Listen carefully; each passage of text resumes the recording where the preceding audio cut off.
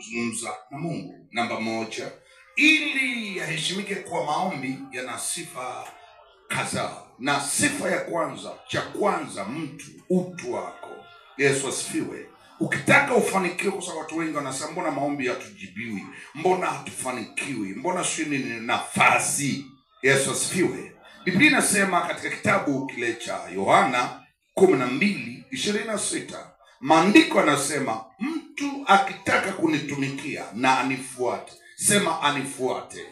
Cha kwanza utu. Kumbuka hicho wanangu, kumbuka hicho. Kitunze kama mbegu ndani yako. Maombi ni mtu, na mtu lazima unataka kuomba ujibiwe, ufanikiwe. Nafasi ya kwanza, utu wako kwa Mungu, sio kwa mwingine.